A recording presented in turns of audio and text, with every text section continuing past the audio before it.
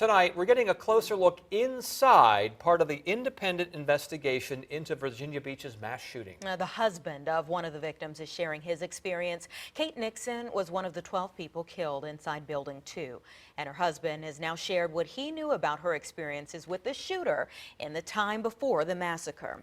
10 on your side's Andy Fox now with more on this story. Andy? Anita and Tom, Jason Nixon has been very outspoken about what happened on May 31st and how the city has responded. Today, he told independent investigators what he knew from his wife, and he feels good the investigators will be fully transparent.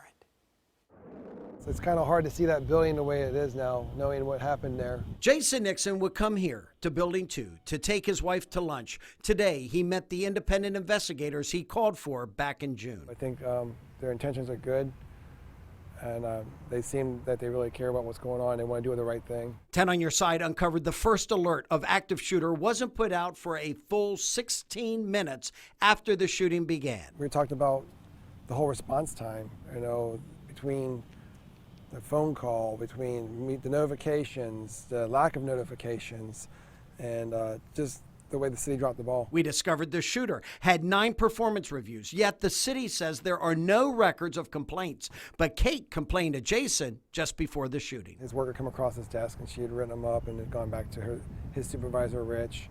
And then from there it went back to her supervisor, which was Steve. And the emails are there. Jason says Kate wasn't alone in her concern. I showed them some things that other people had concerns as well as Kate.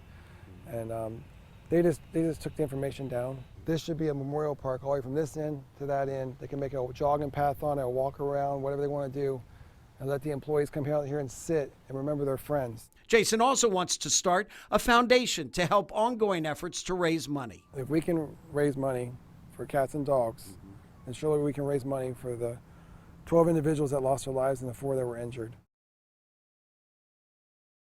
And as of Monday, to give you an update on the money raised, over $4 million pledged to the United Way, with $3.5 million already collected, and so far $790,000 distributed. If you would like to contribute, go online to wavy.com and under the News tab, click Tragedy in Virginia Beach. I'm Andy Fox, 10 on your side.